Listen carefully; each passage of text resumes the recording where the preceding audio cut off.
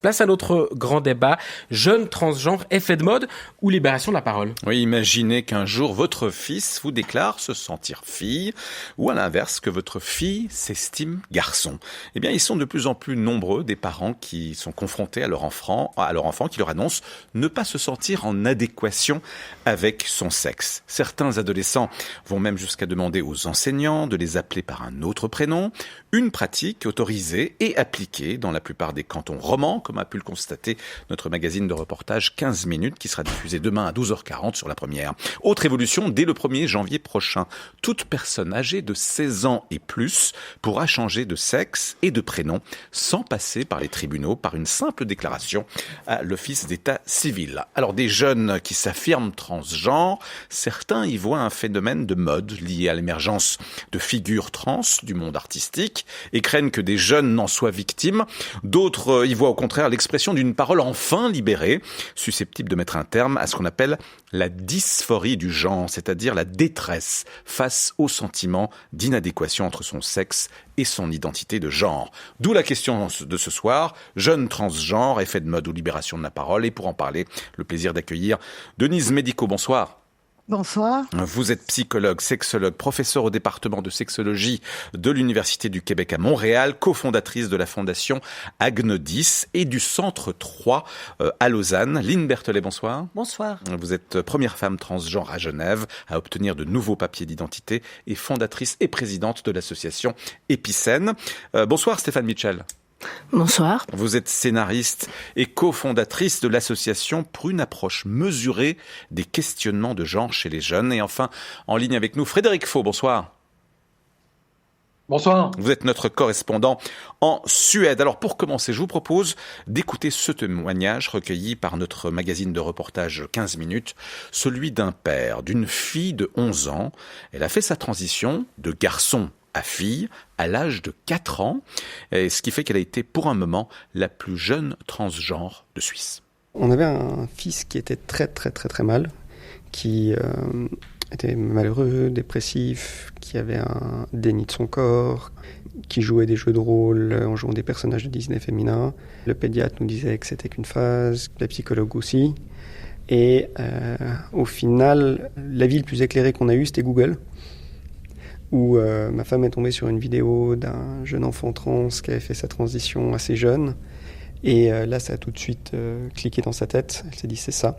Donc on s'est renseigné, on a rencontré des spécialistes, notamment la fondation Agnodis à Lausanne. Et quand on est retourné à la maison, on a discuté avec notre enfant, puis on a dit, ben voilà, on a rencontré quelqu'un qui est comme toi.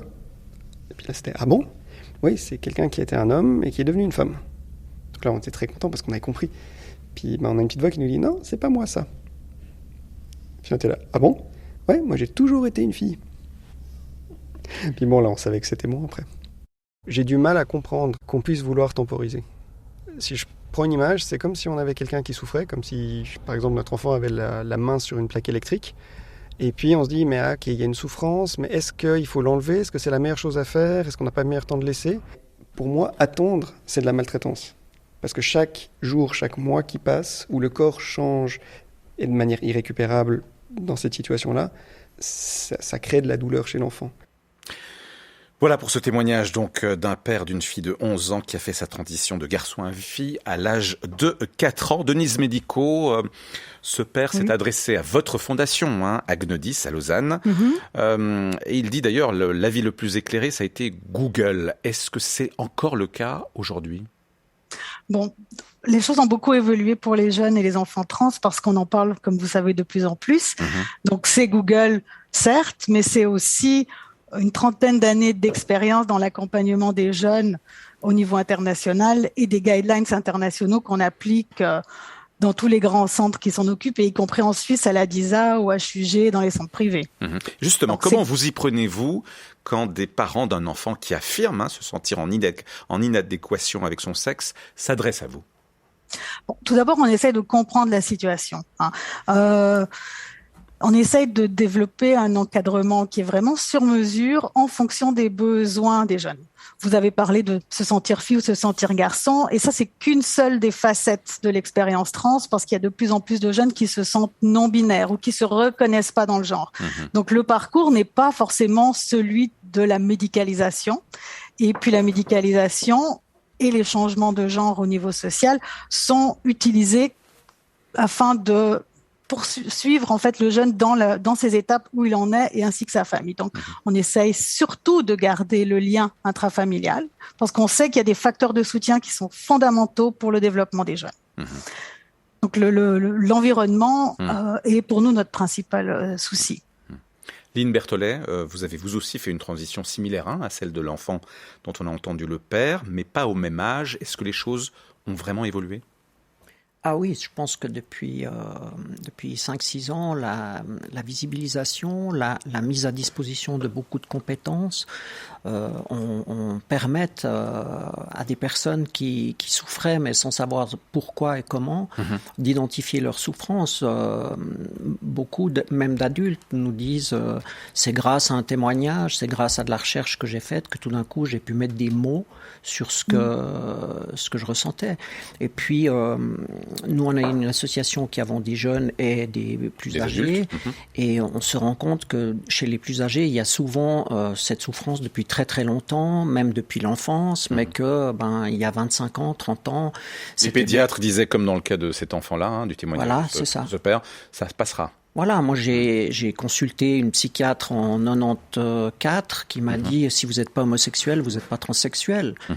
Et comme je dis, j'en ai repris pour 20 ans. Donc je pense que effectivement, il y a aujourd'hui plus de personnes transgenres parce qu'il y a plus d'informations, plus de compétences, plus de professionnels qui sont aussi capables d'accompagner.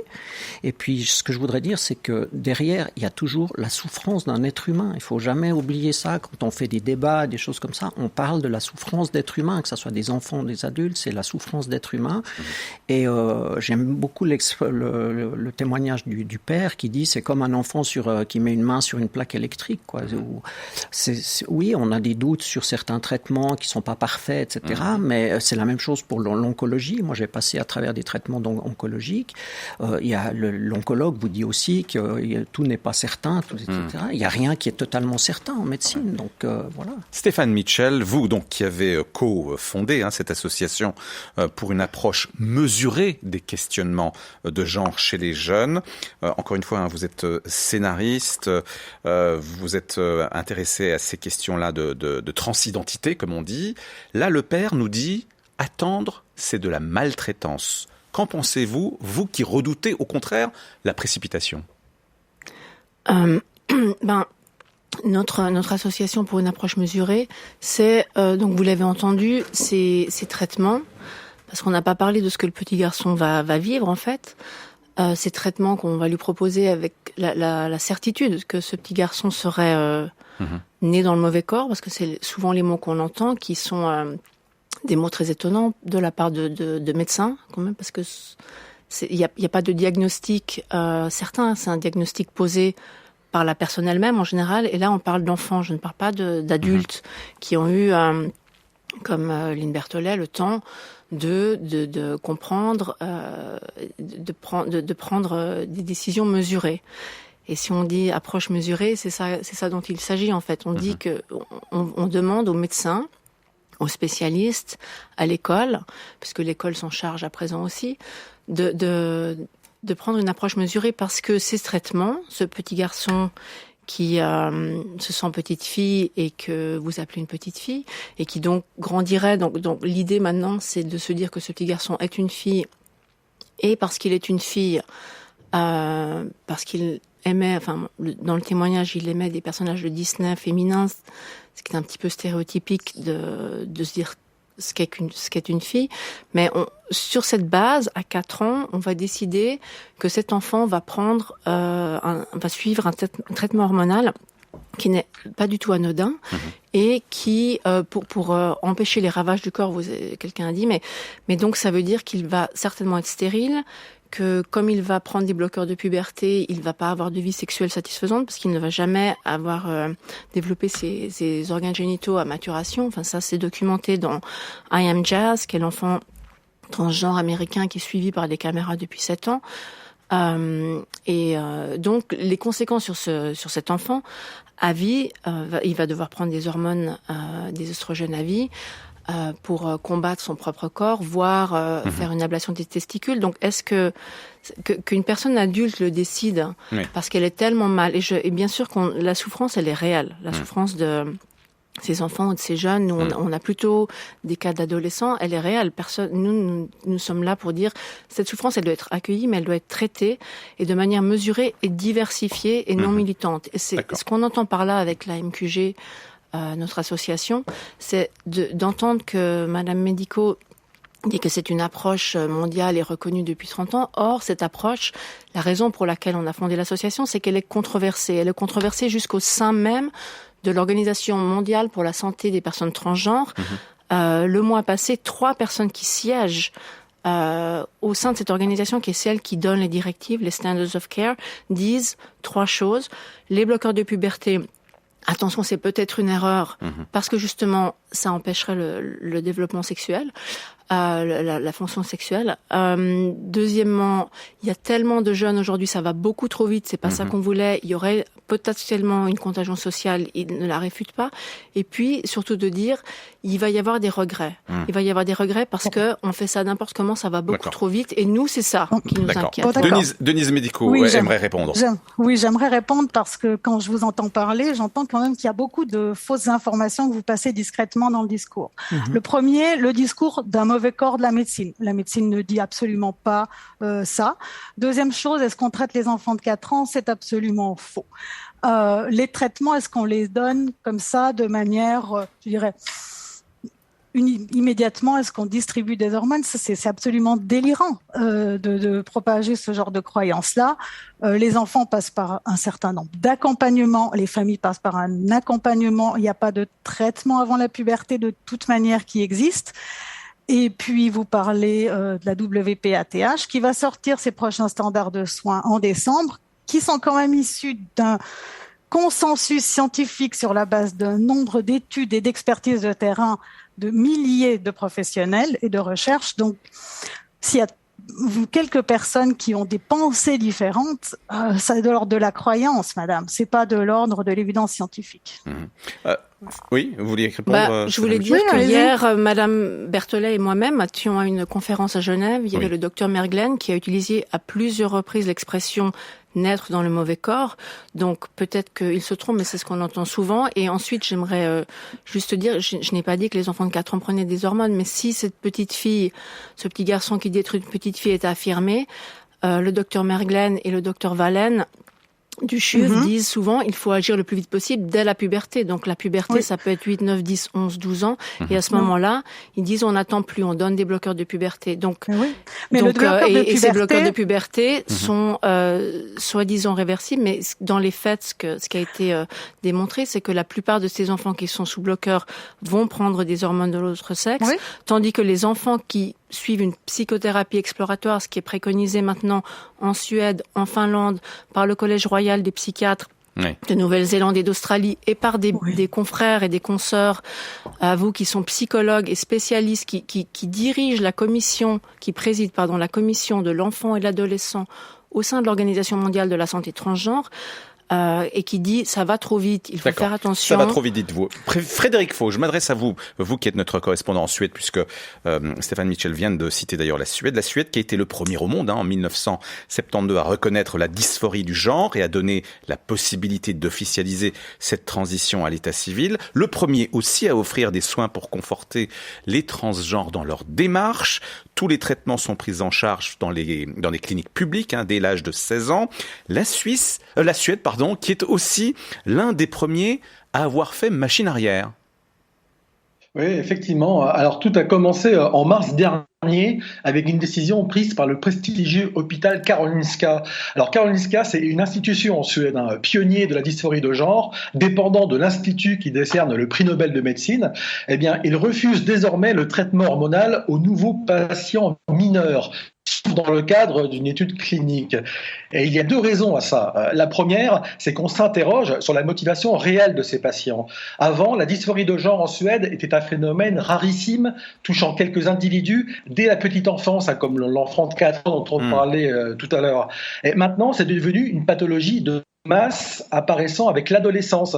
Je vais vous donner juste quelques chiffres. En 2001, seules 12 personnes de moins de 25 ans avaient été diagnostiquées. En 2018, c'était plus de 1800.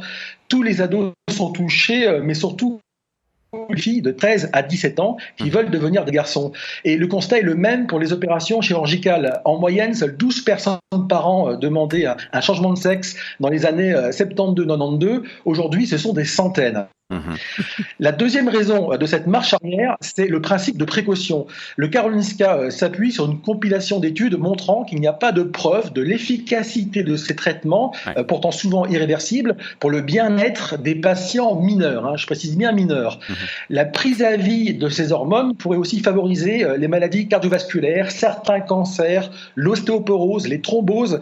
Les 100 jeunes déjà suivis à Stockholm et non concernés par cette nouvelle politique devront d'ailleurs signer un document les informant. On vous perd depuis Stockholm, Frédéric Four. On va vous appeler par téléphone pour que vous puissiez poursuivre.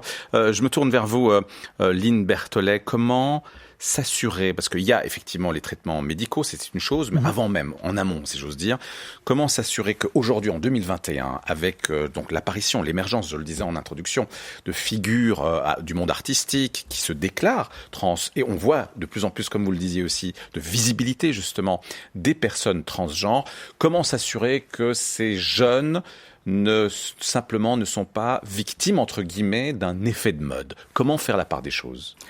Alors je pense déjà il faut éviter la distorsion de la réalité que l'on retrouve assez régulièrement dans les ressources mises à disposition par le site de la MQG, et que Madame dit tout à l'heure, oui, j'ai pas dit que les enfants de 4 ans prenaient des hormones, mais c'est quand même ce qu'il y avait dans sa phrase.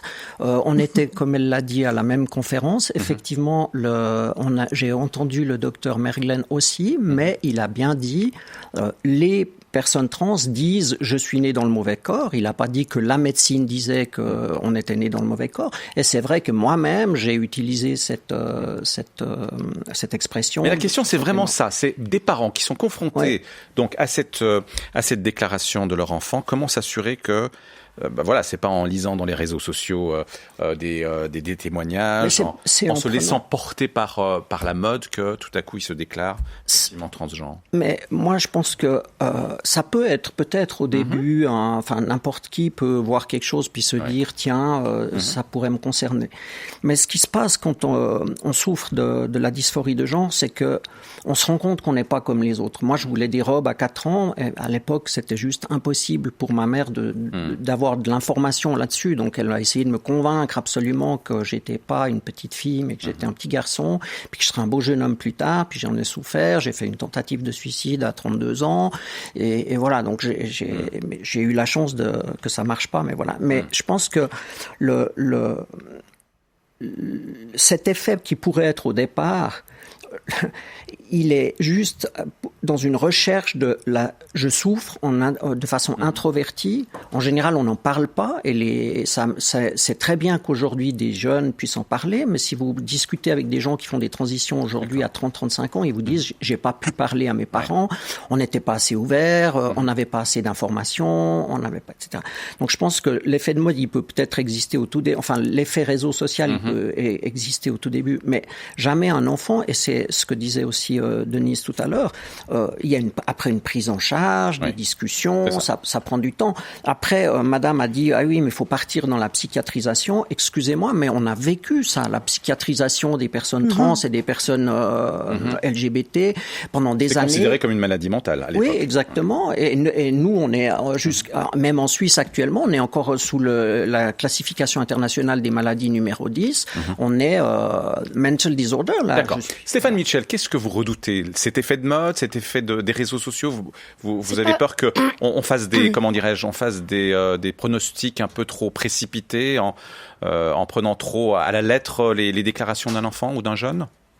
Moi, je suis pas là pour vous dire si c'est un effet de mode ou si c'est la libération de la parole. Je pense que c'est impossible de trancher, d'avoir les statistiques sur l'un ou l'autre. Nous, ce qui nous questionne, c'est ces controverses qui sont de plus en plus nombreuses. Et quand on a des pays et des spécialistes, des médecins, des psychologues, des enseignants, qui disent attention, ça va trop vite parce que les conséquences elles sont irréversibles et que ensuite on n'a pas encore parlé des personnes qui commencent à détransitionner, c'est-à-dire que c'est des jeunes qui regrettent, et qui regrettent parce que effectivement maintenant ils se retrouvent avec un corps qu'ils ne reconnaissent pas, qui a été et les raisons pour lesquelles ils ont cru qu'ils se sont trompés en fait, et je pense qu'on sera d'accord, Madame Medico et Madame Berthollet et moi, que ce serait bien sûr terrible que des jeunes se trompent, se méprennent. Donc c'est le traitement. Attendez, pardon, j'ai pas fini. Oui. Et souvent c'est des personnes de la communauté LGBT. Il y a beaucoup de témoignages sur subreddit. Il y a 23 000 bientôt, 22 950, je ne sais plus, jeunes personnes qui ont détransitionné. Une grande majorité de jeunes filles, vu que c'est une grande majorité de jeunes filles qui aujourd'hui consultent et qui sont lesbiennes et qui disent en fait je vivais de la lesbophobie internalisée et comme Stéphane être Mitchell. lesbienne c'est horrible, alors j'ai préféré être un garçon. D'accord. Et donc Denise on a Medico beaucoup de témoignages comme ça. D'accord. Denise Medico, vous voulez intervenir? Merci. Oui, je vous remercie Madame Mitchell de revenir justement de proposer cette question sur l'étude des transitions, ce que nous faisons en ce moment avec une équipe internationale d'ailleurs. Et on étudie d'ailleurs subreddit pour voir quels sont les discours. On étudie la détransition pour comprendre comment justement améliorer nos traitements. Et là, ce qui sort déjà de manière assez évidente, c'est que, et ce que la plupart des psychologues, psychiatres savent déjà, on va jamais obtenir un meilleur accompagnement en ayant une attitude coercitive. Tout ce qu'on obtiendra, c'est une rupture d'alliance et des gens qui iront plus mal. Ce qu'on a besoin, c'est de travailler dans la confiance avec les personnes trans et de pouvoir explorer et élaborer avec elles. Mais pour ça, ça veut dire aussi mettre parfois sur pied des accompagnements sociaux, des accompagnements médicaux et reconnaître leur vrai genre, le genre auquel ces personnes-là s'identifient. Parce qu'en fin de compte, la question, c'est qui a le droit de décider sur son propre corps. Et ça, c'est une question, au fond, que le droit suisse a déjà négocié, a déjà discuté. Et puis, les personnes concernées sont quand même les premières à avoir l'autorité pour décider sur ce qu'elles vont. La médecine et la psychologie ne fait qu'accompagner. Et puis, notre objectif, c'est absolument pas de médiquer les gens, surtout pas. Notre objectif, c'est d'offrir le meilleur accompagnement qu'on peut et on réfléchit à ça. Merci beaucoup. Ça sera le mot de la fin. Ça sera le mot de la fin. Désolé, il est 18h52. On doit rendre l'antenne pour ce grand débat consacré jeunes transgenres. On pourrait continuer encore, effectivement. Effet de mode ou libération de la parole. Merci Stéphane Mitchell, cofondatrice de l'association pour une approche mesurée des questionnements de genre chez les jeunes. Merci beaucoup Denise Medico, psychologue, sexologue, professeur à l'UQAM à Montréal. Lynn Berthollet, merci également à vous, présidente de l'association Épicène, et à Frédéric Faux, notre correspondant en Suède. Très belle soirée à vous quatre.